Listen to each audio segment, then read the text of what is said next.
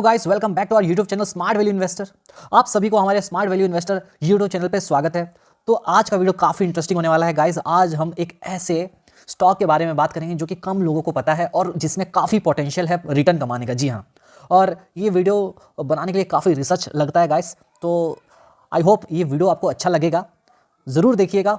Video पूरा complete देखिएगा, आपको समझ में आएगा कौन से स्टॉक के बारे में बात करने वाले हैं, राइट। और जो जिस स्टॉक के बारे में बात करने वाले हैं वो जो स्टॉक है वो एनबीएफसी सेक्टर से है, राइट। मैं आपको एक चीज़ बताना चाहता हूँ, पहले समझिए। देखिए, तीन सेक्टर में हमेशा आप पैसा कमा सकते हैं। याद रखिएगा, मैं बता रहा हूँ फिर से, 3 सेक्टर्स, ओके। 3 सेक्टर्स में हमेशा आपका अच्छा पैसा बन सकता है, जो कि एवरग्रीन सेक्टर में बोलता हूँ। इनको क्या बोलता हूँ? एवरग्रीन सेक्टर, ठीक है। एवरग्रीन सेक्टर में इसलिए बोलता हूँ, देखिए, पहला सेक्टर है आपका ये जो आपका एफएमसीजी का है ना, एफएमसीजी कंज्यूमर, ये जो सेक्टर है आपका, इसमें अच्छा खासा पैसा बनता है। दूसरा है आपका फाइनेंस, ठीक है, फाइनेंस जिसको एनबीएफसीज वाला बोल सकते हो आप, एनबीएफसीज, ठीक है। तीसरा है आपका आईटी। देखिए, आप अगर पहली बार अगर स्टॉक मार्केट में है या फिर आपका एक्सपीरियंस भी है तो आप देखेंगे ये 3 जो सेक्टर है ना, इसमें हमेशा अच्छा खासा पैसा बनता ही बनता है। देखिए, एफएमसीजी क्या है? FMCG fast moving consumer goods. आप जैसे मान लीजिए, जैसे नेस्ले हुआ, ठीक है, आपका आईटीसी हुआ, इन लोग जो प्रोडक्ट बनाते हैं वो डेली का डेली यूज़ होता है। एचयूएल हुआ, ये सब जो प्रोडक्ट बनाते हैं वो तो यूज़ होगा ही होगा। कंट्री में कुछ भी हो जाए ये तो यूज़ होने वाला ही है। फाइनेंस सेक्टर, बिना फाइनेंस का इकोनॉमी चलेगा क्या? मतलब कंट्री चलेगा क्या बिना फाइनेंस का? समझिए। आईटी, और आईटी का तो यूज़ आपको करना ही पड़ेगा, आप बिना आईटी के रह ही नहीं सकते, समझ रहे हो। तो ये 3 बहुत ही इंपॉर्टेंट सेक्टर होते हैं एक कंट्री के, आप कह सकते हैं, और इसमें हमेशा पैसा बनने का एक अपॉर्चुनिटी रहता ही रहता है। तो इसीलिए ये तीनों सेक्टर में से आज हम मेनली बात करने वाले हैं फाइनेंस सेक्टर को लेकर, जो कि एनबीएफसीज का है।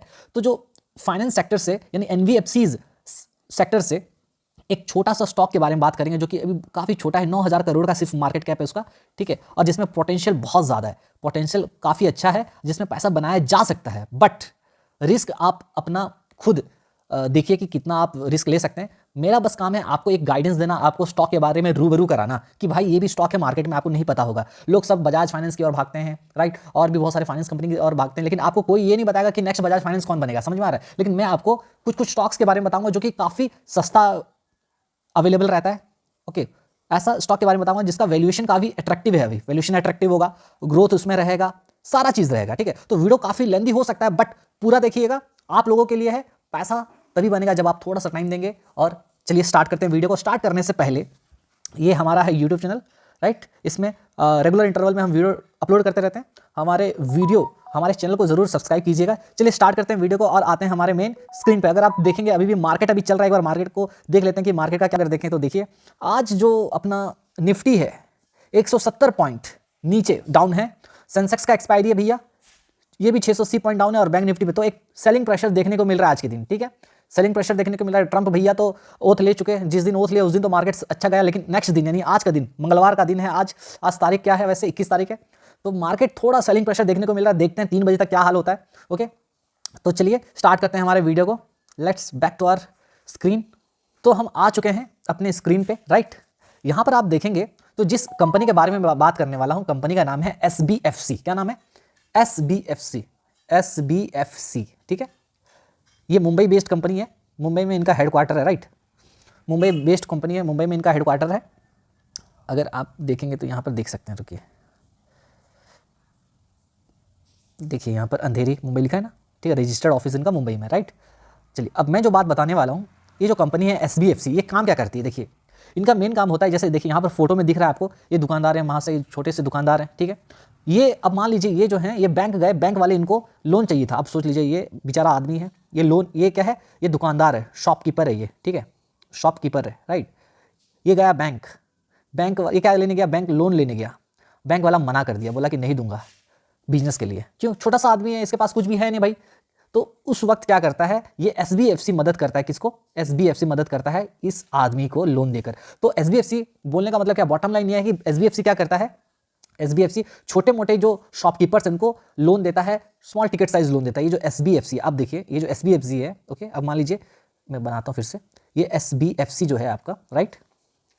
एसबीएफसी ये क्या करेगा? जो छोटे दुकानदार लोग हैं, छोटे छोटे जो दुकानदार लोग हैं, राइट, उनको ये लोन प्रोवाइड करेगा, loan, small ticket size loan देंगे, राइट, ये सभी को।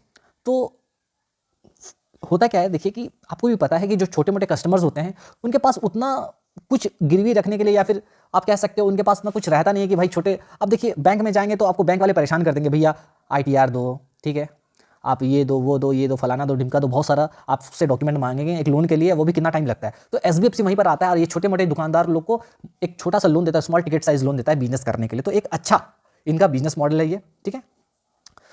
अच्छा, इसके अलावा इनका कहना है, क्या कहते हैं देखिए, इनका कहना है कि ये 16 स्टेट्स में इनका ब्रांच है और 2 यूनियन टेरिटरीज में है।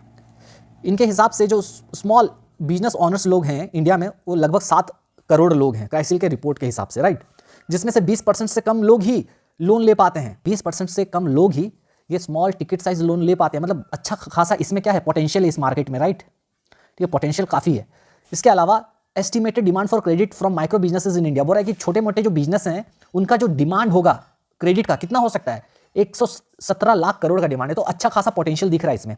बोलने का मतलब यह है कि ये जो जिस सेगमेंट में ये काम करती है, जो क्रेडिट वाला सेगमेंट में है, इसमें काफ़ी पोटेंशियल है, काफ़ी इसका मार्केट साइज अभी इसका काफ़ी मार्केट है, मतलब, राइट, जिस सेगमेंट में ये काम करते हैं उस सेगमेंट में काफ़ी अभी पोटेंशियल है। तो 117 लाख करोड़ एस्टिमेटेड डिमांड हो सकता है इनके हिसाब से, समझ में आ रहा है।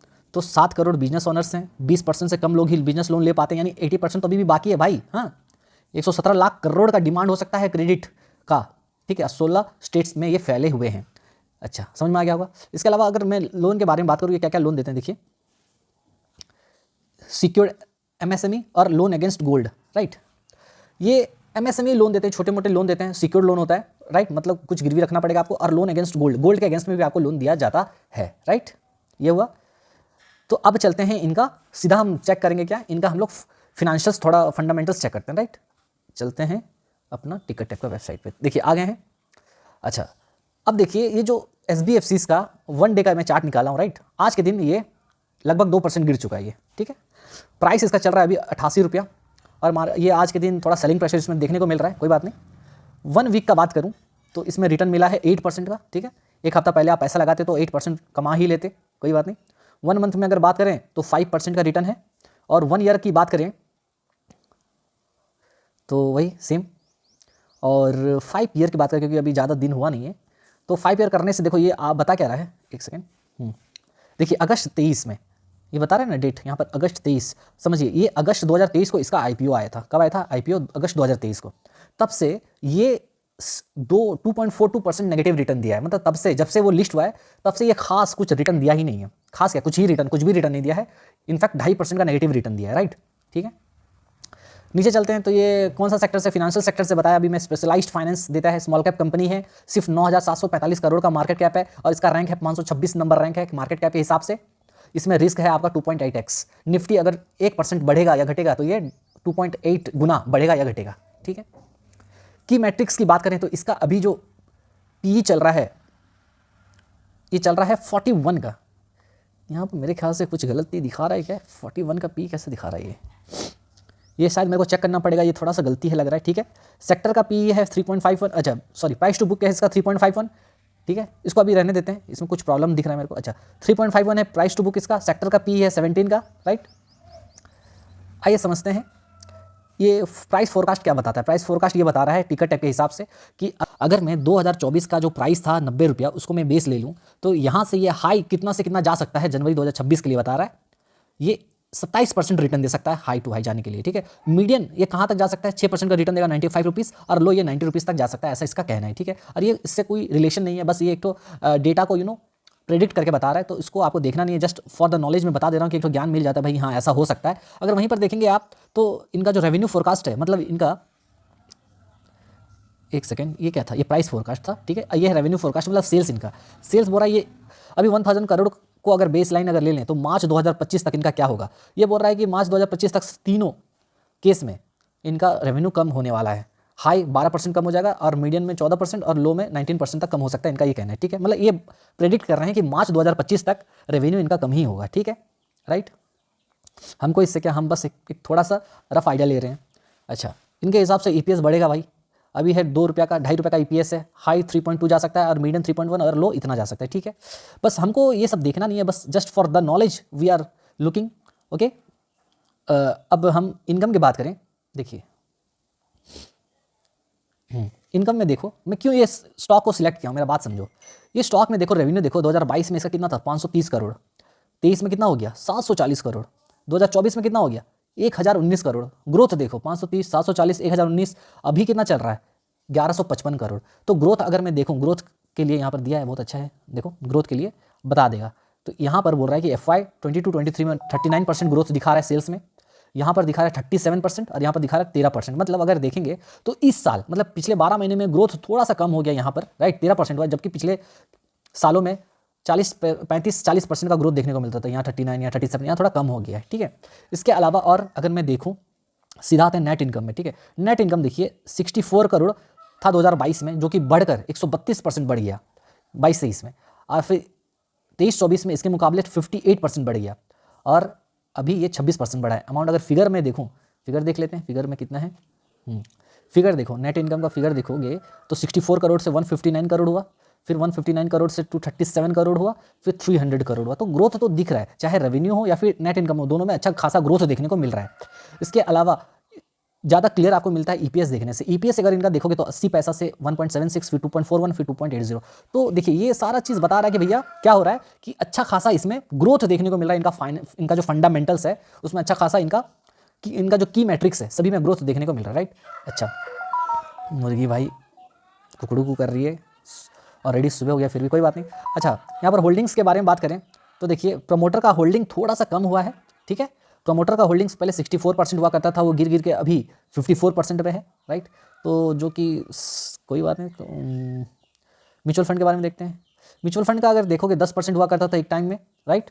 अरे भाई ये हमेशा ऐसा क्यों होता है यार। म्यूचुअल फंड का होल्डिंग्स देखेंगे तो 11% के आसपास हुआ करता था, अभी 15% के आसपास से 14.5% है। तो अच्छा खासा दिख रहा है कि म्यूचुअल फंड्स ने अपना होल्डिंग्स बढ़ाया है और प्रमोटर का होल्डिंग्स कम हुआ है, ठीक है। और बाकी फॉरेन वाले भी बढ़ाए हैं, बहुत अच्छा बात है। देखो फॉरेन वाले भी देखो कहाँ 2 पॉइंट इतना था, अभी देखो तो देखो 2.74 हुआ करता था, अभी 5% के आसपास है। तो अच्छा खासा फॉरेन का होल्डिंग, फॉरेन इंस्टीट्यूशन का होल्डिंग्स बढ़ रहा है, म्यूचुअल फंड्स का होल्डिंग बढ़ रहा है, लेकिन अपना प्रमोटर का होल्डिंग थोड़ा कम है, कोई बात नहीं। तो जो स्ट्रॉन्ग हैंड्स जो हैं उनका होल्डिंग्स बढ़ रहा है, तो वो सही बात है। इसके अलावा ग्राफ वाइज देखते हैं तो ग्राफ में थोड़ा अच्छा दिखता है पिक्चर। ग्राफ वाइज अगर देखेंगे तो देखें कि अच्छा खासा ग्रोथ देखने को मिल रहा है। प्रॉफिट में देखो भाई, प्रॉफिट देखो कहाँ 64 करोड़ से 237 करोड़, ठीक है। कोई बात नहीं, अभी हम लोग इसका प्राइस देखेंगे, प्राइस चार्ट क्या बोलता है। सब सही है, इसमें कुछ प्रॉब्लम नहीं है। देखो ये स्टॉक को सिलेक्ट करने का मेरा मेन पर्पस क्या है समझिए। सब आपको बोलेंगे बजाज फाइनेंस ले लो, ये ले लो, वो ले लो भाई, लेकिन एक छोटा सा कंपनी जिसमें पोटेंशियल ज़्यादा है। अच्छा, और एक चीज़, थोड़ा सा मैं ऑफ टॉपिक बात तो नहीं, आप समझिए एनबीएफसी सेक्टर का, ठीक है, डिमांड तो फ्यूचर में रहेगा, लेकिन इसमें एक रिस्क हमेशा रहता है। क्या रिस्क रहता है इसमें? एक हमेशा रिस्क रहता है आपका एनपीए का, राइट। एनपीए होने का रिस्क रहता ही रहता है, बट समझिएगा जहाँ पर आपका प्रॉफिट कमाने का ज़्यादा चांसेस रहेगा तो वहाँ रिस्क तो रहेगा ही ना। तो ये चीज़ हमेशा आप याद रखिएगा। तो ये एनबीएफसीज का एक सबसे मेन ड्रॉबैक्स ये है ना कि इनका जो रिकवरी में मेन प्रॉब्लम आता है, ठीक है। और वैसे भी अभी इकोनॉमी थोड़ा स्लो डाउन चल रहा है, तो इनका सभी का जितने भी एनबीएफसी सेक्टर हैं सभी में थोड़ा सा एसेट क्वालिटी को लेकर थोड़ा सा तो प्रॉब्लम चल ही रहा है, ठीक है। खैर कोई बात नहीं, अभी देखते हैं इसका प्राइस चार्ट। अगर आप ये देखो, ये है मंथली। पहले मैं एक काम करता हूँ, इसको मंथली टाइम फ्रेम में ले जाता हूँ। देखो मंथली में क्या कुछ भी पता नहीं चलेगा। देखो मंथली टाइम फ्रेम में अगर आप देखोगे तो क्या पता चल रहा है कि भाई ये एक रेंज है, राइट। ये रेंज में पिछले 1.5-2 सालों में क्या हो रहा है ना, स्टॉक घूम रहा है, ठीक है, यही रेंज में घूम रहा है। अगर मैं इसको वीकली कर देता हूँ तो देखो वीकली में और ज़्यादा क्लियर पिक्चर मिल रहा है कि भाई वीकली में कि स्टॉक जो है ऐसा ऐसा घूम ही रहा है, ठीक है। तो ये एक रेंज में घूम रहा है। हो सकता है ये आने वाले टाइम में इस रेंज का ब्रेकआउट दे, समझे, ऐसा बन सकता है पिक्चर, मुझे जो लगता है। क्योंकि इनका जो प्रॉफिट ग्रोथ, सेल्स ग्रोथ सही सब लग रहा है, बट इसमें इन्वेस्ट करने से पहले आप अपने फाइनेंशियल एडवाइजर को ज़रूर सलाह लें। ये बस एक एजुकेशनल पर्पस के लिए ये वीडियो में बना रहा हूँ, राइट। तो देखिए वीकली चार्ट में भी कंसोलिडेशन देखने को मिल रहा है, और आपका डेली चार्ट में देखेंगे तो डेली चार्ट में क्या दिख रहा है भाई, डेली चार्ट में भी वही है, एक ही रेंज में घूम रहा है, ठीक है। तो ये कब तक घूमेगा? एक टाइम तक घूमेगा, उसके बाद क्या होगा? उसके बाद ये ब्रेकआउट देगा ही देगा, राइट। तो अब क्या है, यहाँ से हो सकता है गाइस, ये जो इसका जो रेंज है, ये रेंज, राइट, ये जो रेंज है आपका, ये रेंज में जो प्राइस घूम रहा है, ठीक है, यहाँ से हो सकता है ये ब्रेकआउट दे और जा सकता है ऊपर की ओर। ये कहाँ तक जाएगा ये देखने का बात होगा। वैसे रेंज अगर टूटता है तो जो रेंज का डिफरेंस होता है उतना जाता है, तो अब ये रेंज का डिफरेंस आप कितना ले सकते हो, आप अगर सेफर साइड अगर लेके चलोगे तो रेंज अगर मैं मान लूँ तो ये एक लो लगाया था यहाँ से कितना परसेंट, वही 26% के आसपास बोल रही है। तो यानी ये वही 117 120 तक दिखा रहा है, लेकिन हो सकता है ये 150 तक चला जाए तो, और इसमें अच्छा खासा पैसा बनने का चांस है। लॉन्ग टर्म के लिए इसको आप रख सकते हैं, लगभग 3-4 साल इसको होल्ड करके देखिए, इसमें अच्छा पैसा बन सकता है मेरे ख्याल से। स्टॉक काफ़ी अच्छा है, ठीक है, छोटा सा बिजनेस है, ठीक है, छोटा सा बिजनेस है और सिर्फ 9,000 करोड़ का मार्केट कैप है, आपको पता होगा 9,000 करोड़ का मार्केट कैप है, NBFC सेक्टर से है। और सबसे अच्छी बात क्या है, इसका जो प्राइस है अच्छा वैल्यूएशन पे अवेलेबल है। देखिए ये रेंज में घूम रहा है, तो कभी ना कभी इसको तोड़ के ये ऊपर जाएगा ही जाएगा, राइट। तो मेरे ख्याल से SBFC is a good for long term, ठीक है। SBFC स्टॉक एक ऐसा स्टॉक है जो कि लॉन्ग टर्म के लिए आपको होल्ड करना चाहिए, and this is the part of my portfolio, right. मैं बता दूं ये मेरा पोर्टफोलियो का हिस्सा भी है, ठीक है। चलिए तो बात करते हैं, बस यही था, मिलेंगे नेक्स्ट वीडियो में, तब तक के लिए बाय, टेक केयर। और आई होप आपको ये वीडियो अच्छा लगा होगा। SBFC फाइनेंस को आप जरूर रडार पे रखिए, अच्छा स्टॉक है, अच्छा खासा पैसा इसमें बन सकता है, राइट। तो मिलेंगे नेक्स्ट वीडियो में, तब तक के लिए bye, take care, and this is Sam signing of.